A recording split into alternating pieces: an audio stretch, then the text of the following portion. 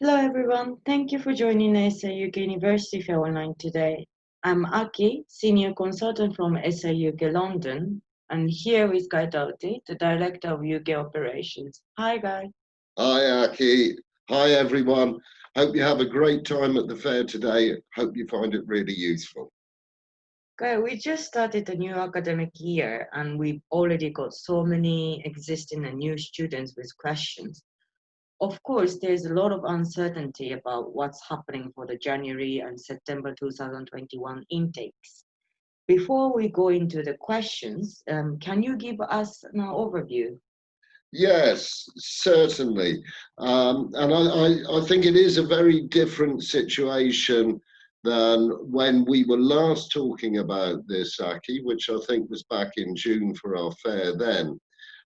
Then all the questions were sort of about, will there be an intake in September? And we were saying, yes, there would be. And indeed, that has been the case. And the first thing I can say, therefore, is that UK universities are open. They've been recruiting, and the students have been arriving, and teaching has started. So just as we thought would be the case in June, the UK universities are open for teaching, and we should remember that at the same time, they are, of course, focused primarily on keeping students safe. Now, the next thing I can really say at this point is that although it's a different situation to the one that we had in June when we were only just coming out of a national lockdown, universities now are teaching, but they are all following the national and local government guidelines. What you find in every country is that the situation with coronavirus varies across ages, it varies across regions and cities.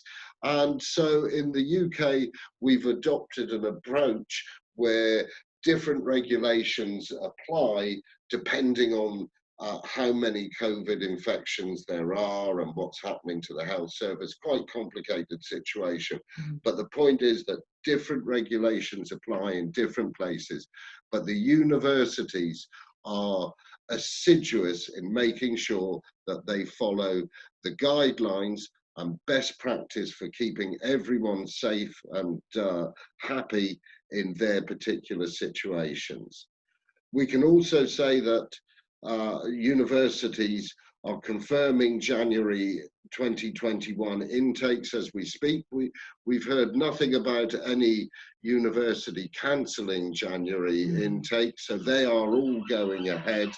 And I guess most importantly, all universities are taking measures to keep students safe and studying. That is their top priority, and indeed it's the top priority of all of us. Thank you so much, Guy. The first and most frequently asked question is if the UK is safe to study in, and is it safer to study in London or elsewhere? Guy, what would you say, and how can we measure how safe it is? Well, that certainly goes straight to the heart of the matter. And yes, it is safe to study in UK universities and UK higher education. Absolutely, it's safe. And if it wasn't, the universities wouldn't have been allowed to reopen. It's not in anyone's interest to provide an unsafe environment. So I think we can say that first of all. I know that the figures look worrying when we look at the daily increases, but we should bear in mind now that the UK, for instance, does more testing than anywhere else in Europe, and we therefore catch a much higher proportion of people who have tested COVID positive than is the case elsewhere. So it's commonly agreed that the actual rate of transmission and infection is much lower than it was in March and April at the height of the pandemic. The numbers are high because we are testing more and finding more. So we should bear that in mind. Now, secondly, in terms of students specifically, I know that there have been lots of reports of various institutions which have got relatively high numbers of COVID positive students, or so it seems. But we should also bear in mind that the vast majority report, very minor symptoms or no symptoms at all. There have as yet been no cases of students testing positive who have needed to go to hospital. Mm-hmm. It's all been very light cases and very mild symptoms. I know it's unpleasant if you have it. I'm not trying to say it isn't, but I'm just pointing out that we need to have a context on this, and we need to see the figures in that light. Mm-hmm. Now, in terms of whether it's safer to study in London or elsewhere, I think then we have to look at what's happening in the country as a whole. And what we find is that although the numbers have been increasing over the last couple of weeks, it's not even. There are areas of the country which have very low numbers, and there are areas of the country which have higher numbers. And so what the government has done is adopt a 3-level approach, and it calls each of those levels a tier, so it's a 3-tier approach to dealing with the situation in any locality. And the 3 tiers are medium, high, and very high. And there are certain requirements for each of those tiers. At the moment, London is in tier 2, that's the higher tier. That's the high tier rather, and most of the country is actually in tier 1, the medium risk. But as I say, the universities adopt the policies that are appropriate for the tier that they are in. All of them are making sure that they are very compliant with the government regulations, that they are keeping students safe at all, on all occasions, and that they are making sure that students are supported, whether they test COVID positive or not. Many universities where there have been cases of COVID have said to students that they have to self-isolate for a period of time in compliance with government regulations. And where that's the case, you found that universities have provided all sorts of help and support, and food packages and general advice to students to make sure that they can self-isolate it, because they understand that that's quite a challenge, particularly when you're new at university, and for international students new in the country and at university. And so they're very good on providing excellent support and making sure that the whole environment is, as we call it here, COVID secure. So for instance, if we look at one of our universities who is here today, and we're very pleased to have Lancaster here, they're in a tier 3 region, the highest region. And looking through what some of the things that they're doing is quite useful, because it'll give you an idea of what happens at the highest level in this country. The university is still open and it's still doing teaching. It's still doing a hybrid model of teaching. So some classes are online and some classes are face-to-face. That depends on the nature of the course, all sorts of things, size of rooms. You know, the universities are really careful to make sure they all want to do face-to-face teaching, but making sure that they can do it in a totally risk-free way.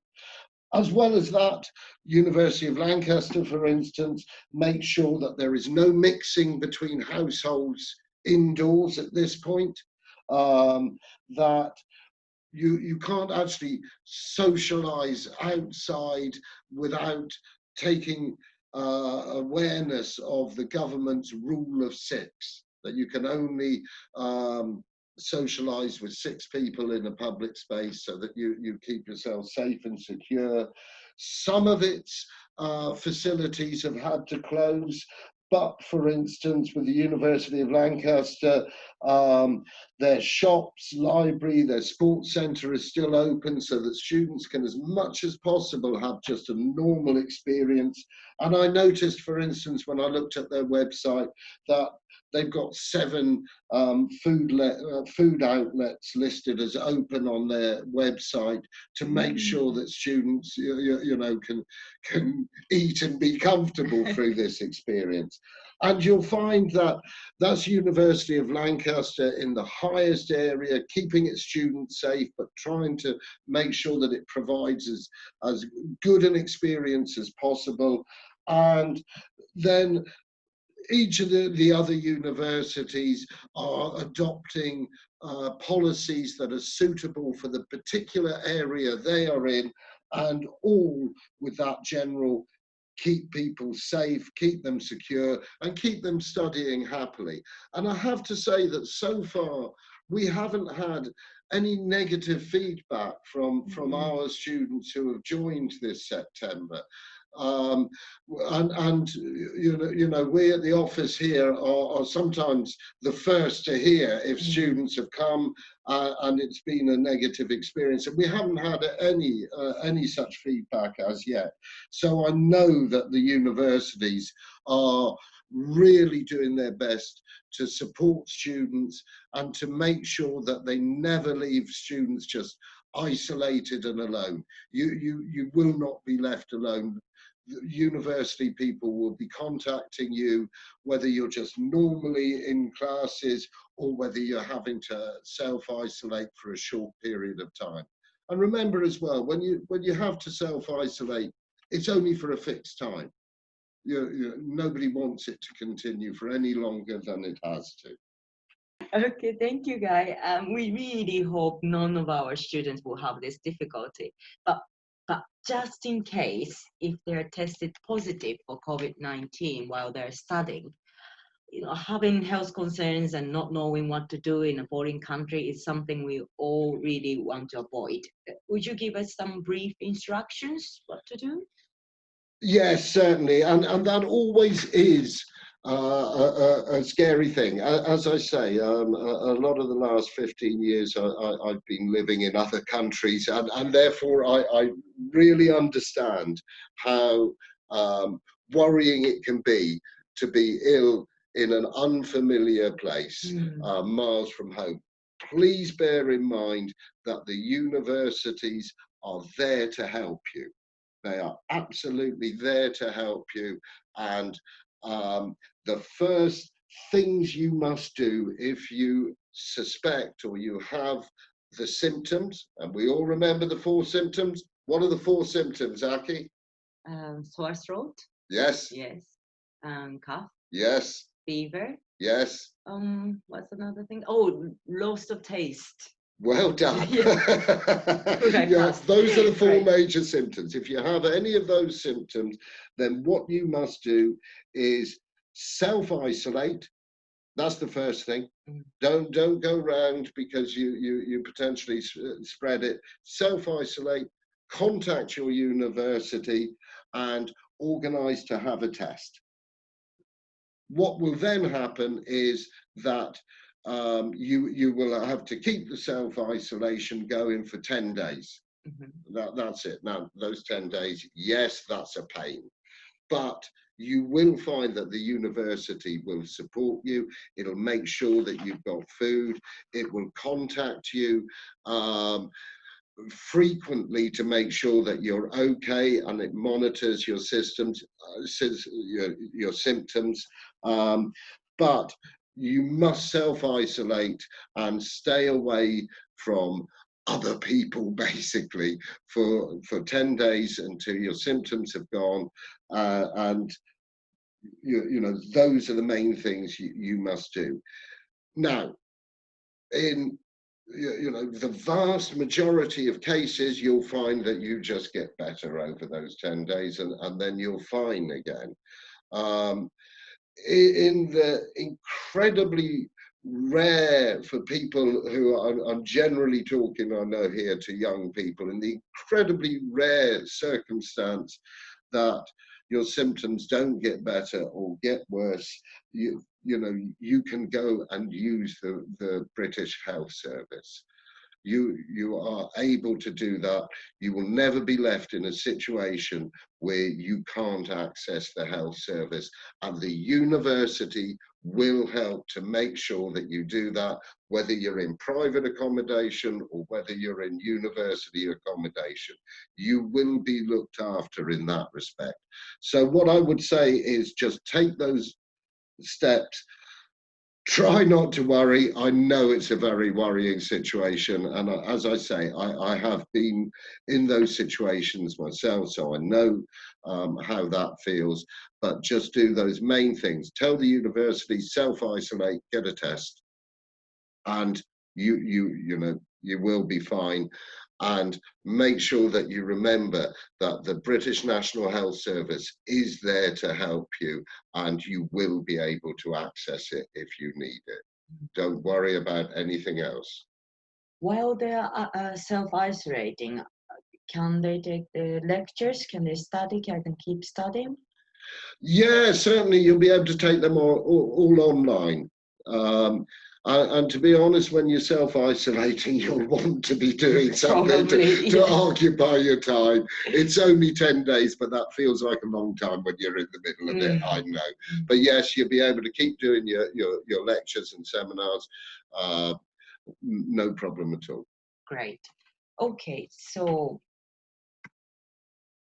thank you, guys. All details, instruction, and policy can be found in each university's designated webpage for COVID-19, and we encourage our students to check it out closely. Oh, very good point, Aki. Yes, yes. You will find that all the universities have lots of information and lots of sort of help points. So either on the website, they've all got it there, but they'll also have phone numbers and desks within the university where you can go and get information.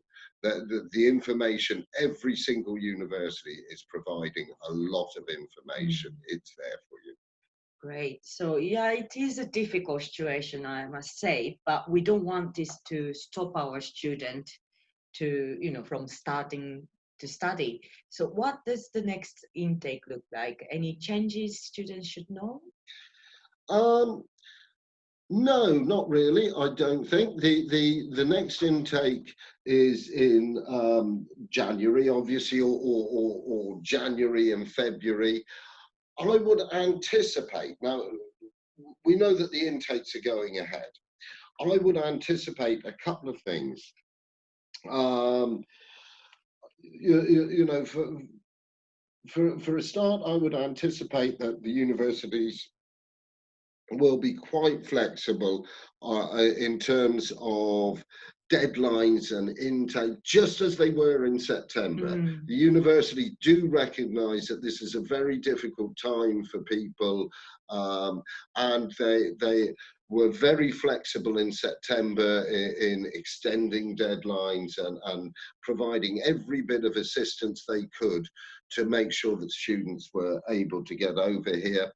I think that's one thing. And I think the other thing is that the hybrid model of teaching, where some of it's online and some of it's face-to-face, will continue for a little while over January, but we know that everyone is keen to get back to normal as soon as possible. And I know that although the universities have made heroic efforts in terms of putting their programs online really quickly and you know, and producing excellent quality online materials. We know that students want the face-to-face experience. The universities know they want it, and the teachers want it as well. Yeah. I spent 15 years lecturing in politics, and it is that face-to-face contact with your students that you want most of all. The other thing I should say about the January intake is that actually it's going to be much bigger than usual. Yes. For instance, some of our institutions, such as University of Essex and Queen Mary, who are our guests today at the fair, have got many more January courses than usual, because they saw what was happening back in September and realised that they also needed to put on more programmes in January. So we're anticipating actually a very good January, because there are many more options for students to study as well than usual. Yeah, definitely. So will the student have to quarantine for 14 days upon their arrival in the UK? Still going on in January and February intake? Well, that's obviously asking me to look into the future, but I'm happy to do that. But I think, yes, there will be some quarantine. It's difficult to say exactly who as yet, because that changes on a daily basis. The UK has a policy of opening travel corridors, as it calls it. So in countries where, for instance, the rate of coronavirus is not terribly high, you'll find that students coming from those are able to come and not quarantine. But in students coming from areas where the coronavirus is high, they would normally have to quarantine for 14 days. You will have to look at the government advice and guidance and websites when you're about to travel, because it does change on a daily basis. And sometimes there are differences between one part of a country and another part of the country. I believe you can travel from the Balearic Islands, which is part of Spain, and not quarantine, whereas if you come from mainland, you quarantine. I believe, but please check, because it does change. Okay, thank you guys. That is really helpful advice. Of course, prospective students who already applied and received offers, or who are going to apply for university, have questions about entry requirements, teaching quality, fees, and visa application. So most students are concerned if the whole year program is going to be taught online. What will teaching look like? Hybrid, yes, but yeah, that's another good question, and another difficult question. It does really vary. For instance, I notice another of our universities who we're delighted to welcome here today, University of Lancaster. Now, they're in a tier 3 area, but they're still maintaining a hybrid teaching model.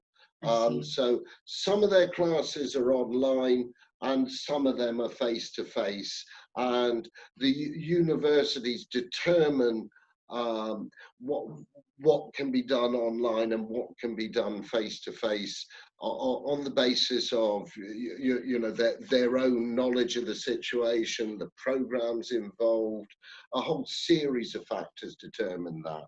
I think what we found is that universities generally want to be face-to-face. That is their goal. So they're doing online where they need to, but not because they want to necessarily, because we are all aware that students want that face-to-face experience, and they want the normal UK university experience in all aspects, social as well as teaching. So I think you will find, I would say that for the first couple of months, there will be a lot of hybrid models. They're sometimes called blended learning, that mixture of face-to-face and online. Indeed, that's what my daughter, I mentioned her earlier, that's what she's having at University of Sussex at the moment. A lot of it's online, some of it's face-to-face. And I think gradually, as the virus declines, so there will be much more going back to normal and face-to-face teaching. It's therefore really difficult for me to say, you know, what's it going to be like beyond January. But we would all be expecting a return to normal beyond January into sort of February, March, because we would all be expecting the rate of infection to decline and the universities very, very keen to get back to the normal way of doing things. So even if some universities are adopting completely online teaching for the, you know, for some period of time, that doesn't mean they will stay delivering classes online forever, right? It's subjected to change. Yeah, as you said, you know, upon the discussion with the local government, so that. No, definitely. Look, I would say, and I would say that this whole experience has demonstrated a couple of things. One, how well the universities have been able to react and maintain service by putting things online. And you know, like I say, coming from an academic background, I can really appreciate how challenging that was for everyone. It's not just a question of recording your lectures. You know, there is a lot more than that to maintaining academic quality. So that's one thing, how well they've done in responding to the epidemic in order to maintain services. But secondly, how much the students want the face-to-face full experience.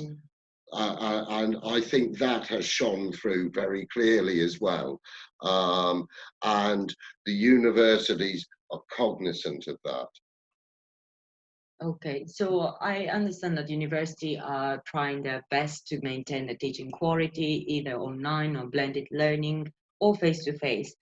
But another, you know, frequently asked question is, do students get any discount or refund for online or hybrid teaching? Oh, I wish you hadn't asked me that. That's a difficult thing and is an ongoing question. As of yet, we don't know of any who are giving discounts purely for that reason. Exactly.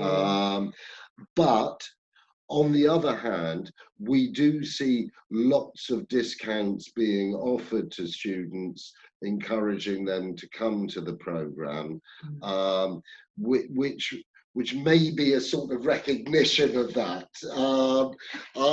You would need to ask the individual university what their policies are. But I think that everyone does recognize that it's a different experience when it's online to what the students may have wanted when they were applying for physical face-to-face teaching. So I'm sorry if that sounds a bit like a political answer, and it probably is, to be fair. But contact the individual universities, because they do offer a lot of encouragement through the form of discounts to students right at this point, which coincides with online teaching. Okay, thank you. So 2 more questions. The first is IELTS, and the second is a visa, because those 2 are the most common questions among our students, especially for international students. So one of the challenges for most students at the moment is to meet IELTS requirements, because IELTS exam center across many regions are not fully open yet, and students often cannot take an exam on time. Do you have any advice for this? Um, yes, I do, and that has been a really, really difficult situation. Um, but most universities now accept alternative English tests, you Yeah. know, sort of TOEFL, the IBT test, Duolingo, um, or IELTS indicators. So it's not the case anymore that it has to be IELTS. We recognise that's you know that's quite difficult. They've been shut, and when they're not shut, there's a you know there's a huge waiting time to take tests. So we recognise that, and most universities do accept alternatives. Contact the university, or you know, better still, contact us, because Yes. we do have information on every university about what they're taking. So it remains very flexible, at least up until this January, February 2021 intake, doesn't it? Yes, Yeah. yes, Okay, so that is great. yes, it is.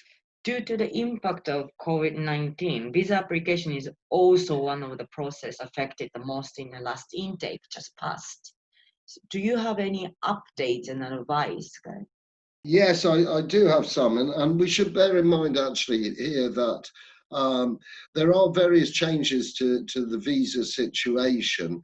Some of it caused by COVID-19, and others caused by policy shifts. And so I'll quickly look at both of them.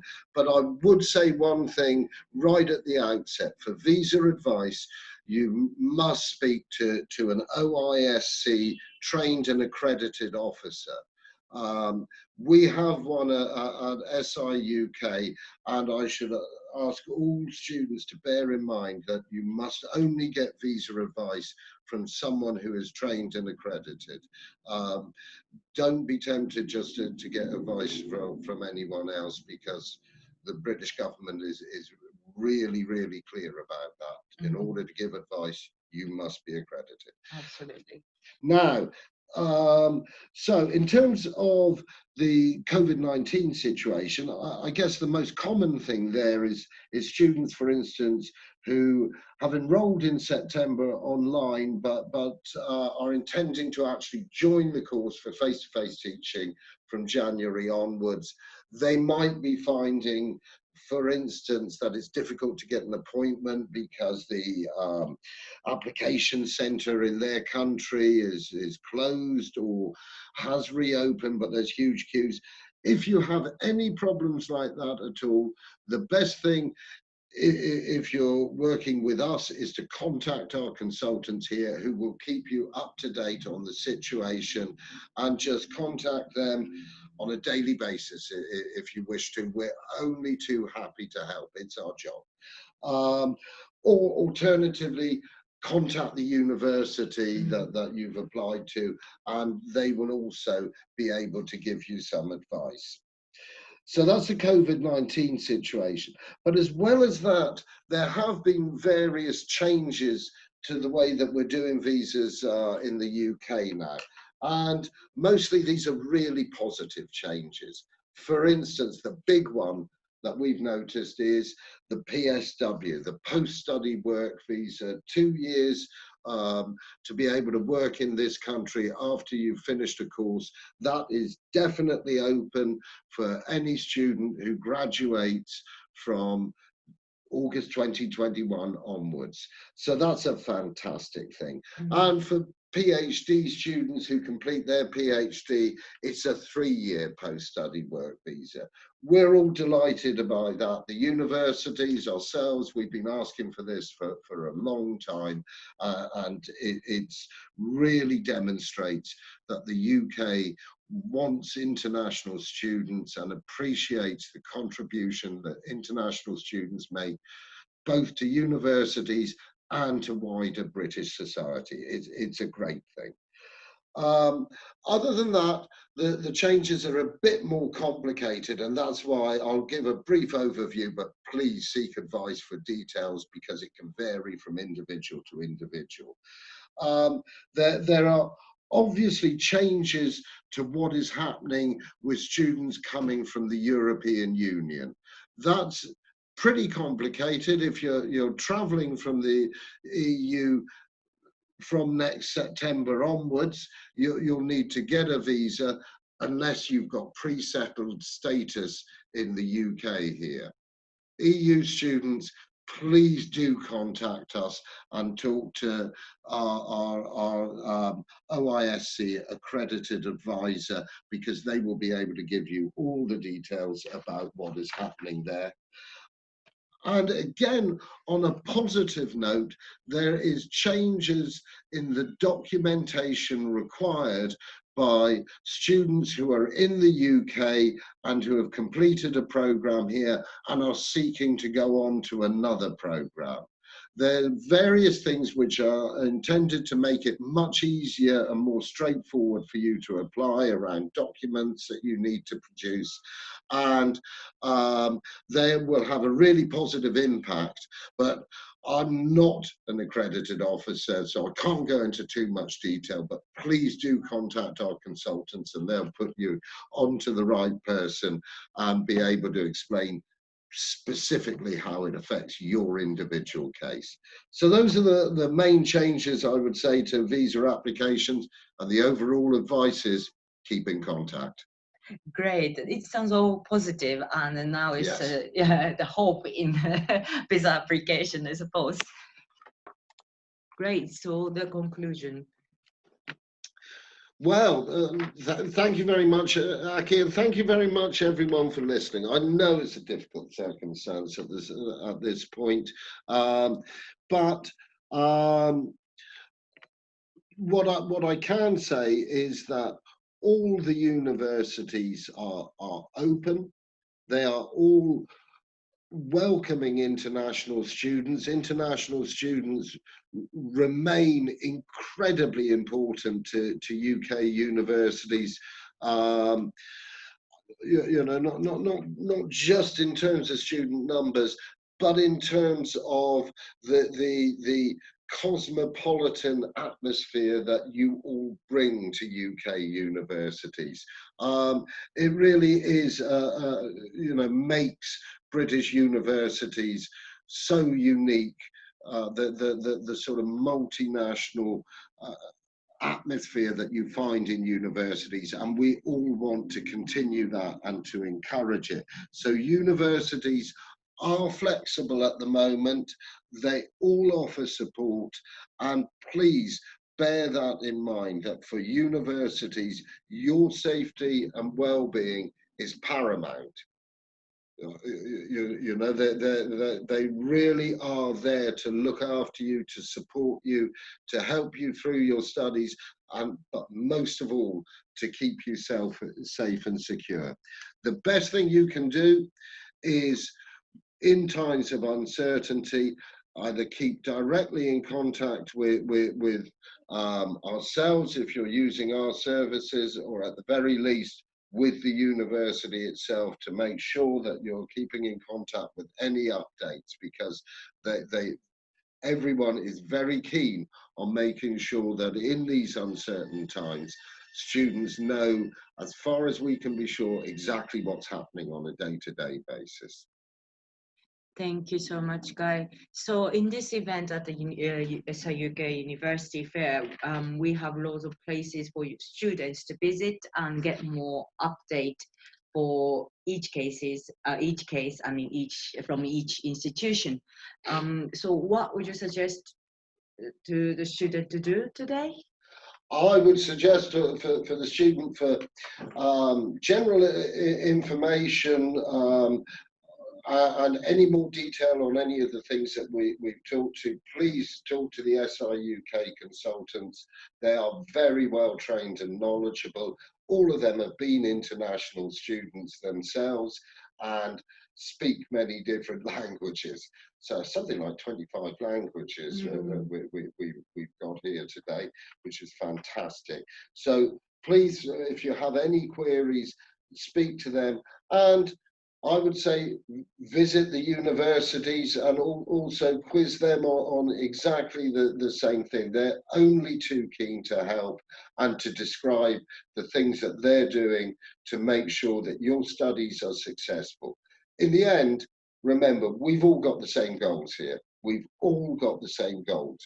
We want you to come to enjoy a high quality education and to stay safe and to be an ambassador for UK higher education in years to come, as your professions will undoubtedly, your professional life will undoubtedly improve through the experience. Right. Thank you so much for your time, Guy, today. Oh, my pleasure. Thank you.